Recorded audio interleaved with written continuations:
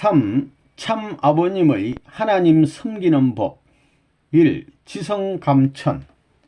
마음을 다하고 뜻을 다하고 정성을 다하라는 말은 무슨 말이냐? 그것은 생명을 바치라는 말입니다. 그 이상은 무엇이 있어요? 마음을 다하라는 것은 생명을 내놓으라는 말입니다. 뜻을 다하라는 것도 정성을 다하라는 것도 생명을 내놓으라는 말입니다. 지성이면 감천이라는 말이 있지요. 지성의 한계점, 내 마음의 끝이 어디겠어요? 생명을 걸고 정성을 들이라는 겁니다. 목을 내놓고 죽을 각오를 하고 정성을 들이는 사람은 하나님이 모른다고 하실 수가 없다는 것입니다. 생명을 내놓는 데는 억지로 내놓는 것이 아니라 미칠 듯이 좋아하면서 내놓으라는 것입니다. 생명을 내놓을 바에는 울면서 내놓는 것을 하나님이 원하시겠어요? 아니면 좋아서 미칠 것 같고 죽어도 좋다고 하면서 춤을 추면서 내놓는 것을 좋아하시겠어요? 어떤 겁니까? 선생님이 마룻바닥에 엎드려 기도할 때는 눈물이 마르지 않았습니다. 여기 무릎에 굳은 살이 생길 정도였습니다. 공든 탑이 무너지랴 하는 말이 있잖아요. 하나님을 위해 공을 들여야 됩니다. 하나님이 그리워서 미치리만큼 사무친 경지에까지 들어가야 된다는 것입니다. 하나님이 계신 곳이 땅이라면 하루에 1000만 번 왔다 가고 싶은 마음이 있으나 그런 땅이 아니기 때문에 할 수 없어서 선생님을 보낸 겁니다. 그런 무엇이 있기 때문에 여러분이 선생님을 사랑하지 않고는 안 되게 되어 있습니다. 괜히 그렇게 정이 가요?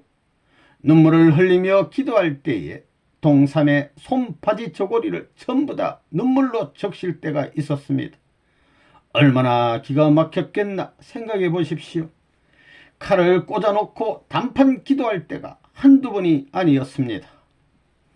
여러분, 여기에 다이아몬드 광이 있다고 합시다. 자기만 아는 그런 곳이 있다면 어떻게 하겠어요? 그것을 위해서 자기 가정도 팔아야 될 경우가 생길 것입니다. 부인을 팔아 수많은 가정을 구한다면 그건 죄가 아닙니다. 자식을 팔아 나라의 수많은 아들, 딸을 구한다면 그것 또한 죄가 아닙니다. 그러나 자기 욕심을 채우기 위해 팔아서는 안 됩니다. 그 광산이 나라와 민족을 살릴 수 있는 길이요, 세계 만방의 인간들이 살 수 있는 길이라 할 때에는 부인과 자식을 팔았다고 해서 역사 앞에 죄가 되는 것이 아닙니다. 나라를 살리기 위해, 세계를 살리기 위해 부인이나 자식을 파는 것은 안 될 것 같지만 오히려 세계가 찬양할 수 있는 보화의 권원이 깃들 수 있는 것입니다. 밥을 먹거나 물을 마시나 앉으나 서나 누구를 대하나 부모님 앞에, 하늘 앞에 온 심정을 보일 수 있는 것으로 만점입니다. 지식이나 학식이 많아서 되는 것이 아닙니다. 하나님 앞에 나 아무개 박사요 그러고 살겠습니까? 그거 필요 없습니다. 그렇기 때문에 하나님의 사랑을 내가 어떻게 인도할 수 있느냐? 단 하나의 길은 지성이면 감천, 이것 외에는 없습니다. 선생님의 일생의 모토는 하나님의 대변인이었습니다.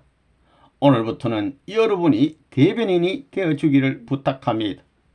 그리고 하나님의 대역자가 되고 하나님의 대신 존재가 되고 나아가서는 하나님의 대사자가 되어주기를 바랍니다. 엄청난 역사적인 종말 시대에 누구도 신임할 수 없는 고독한 자리에 계시는 하나님 앞에 우리가 신임의 대상이 될 수 있다면 그 이상 바랄 것이 있겠습니까? 죽어도 좋다는 겁니다.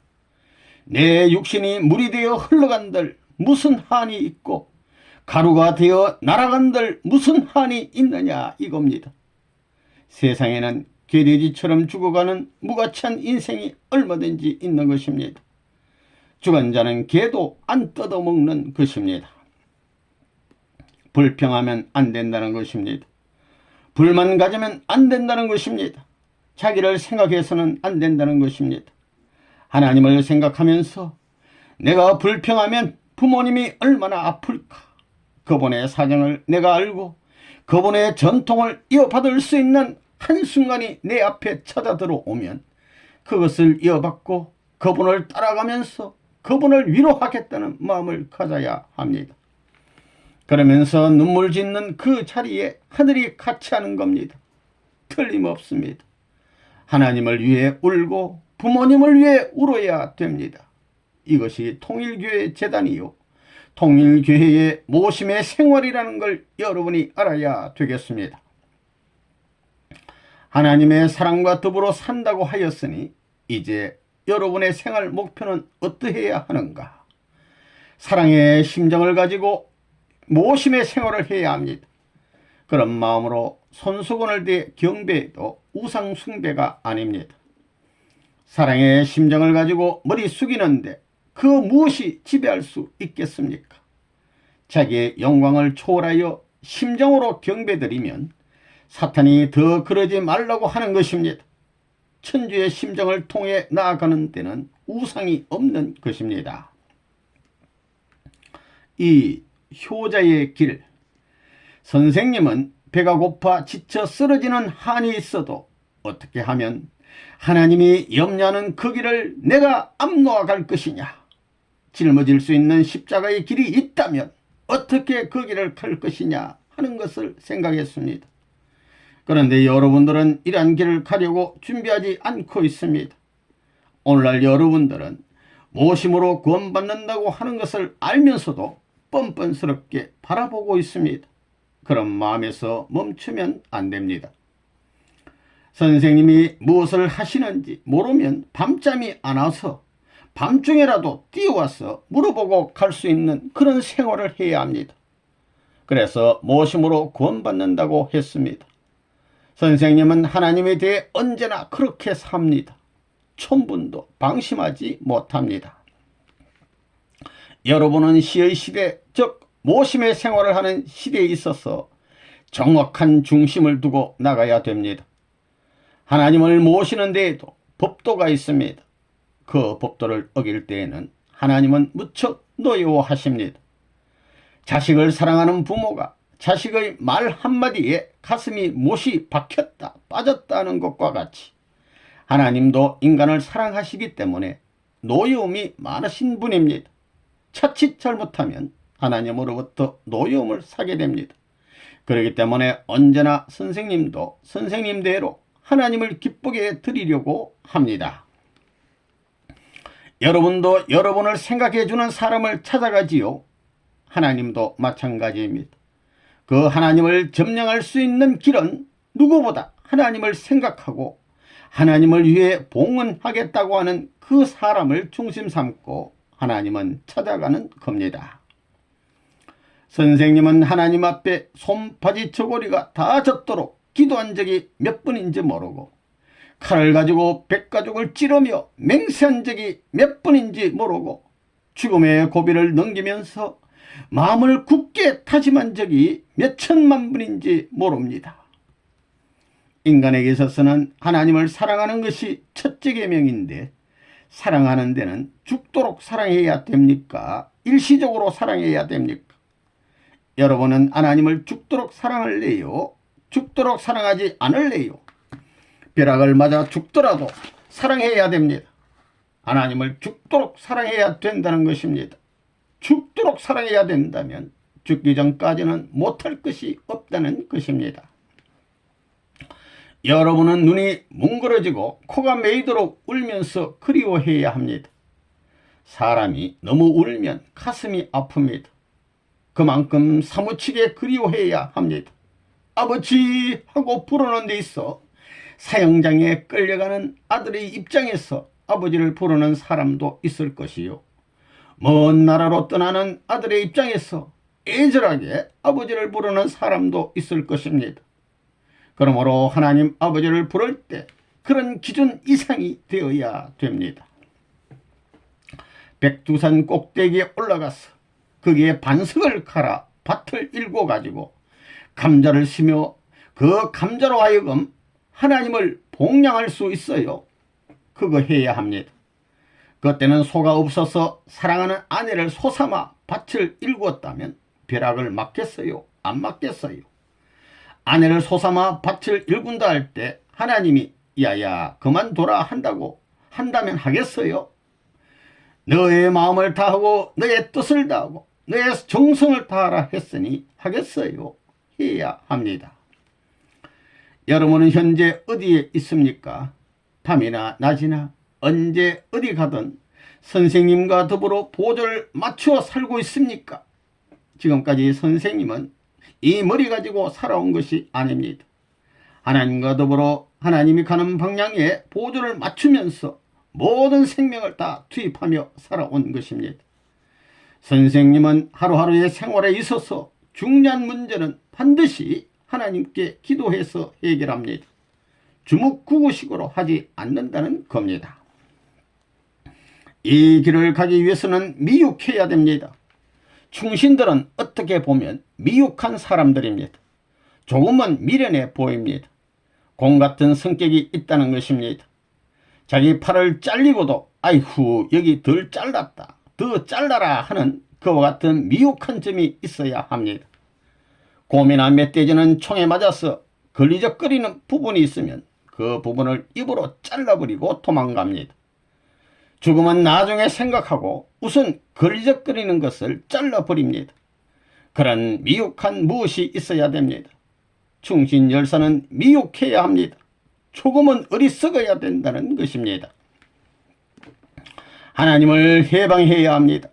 참된 하나님의 권위를 중심 삼고 이 성경에서 인류 시조와 함께 무한한 행복을 찬양하며 살 수 있는 가운데 모심을 받으면서 지내실 하나님이 이렇게 비참하게 됐다는 사실을 알았기 때문에 그 하나님을 우리의 손으로 해방시키자는 것입니다. 이것은 놀라운 제안입니다.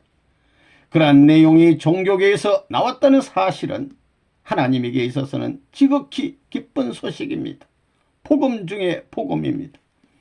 이렇게 볼 때 불교를 세우신 분도 하나님이요, 유교를 세우신 분도 하나님이요, 회교를 세우신 분도 하나님이요, 기독교를 세우신 분도 하나님이시니 모든 종교가 쌍수를 들고 환영해야 합니다. 선생님은 지금까지 뜻을 위해 고생해 나왔고 지금도 자나깨나 그 길을 가고 있습니다. 선생님을 가까이서 모셔보지 못한 사람은 선생님을 잘 알지 못합니다.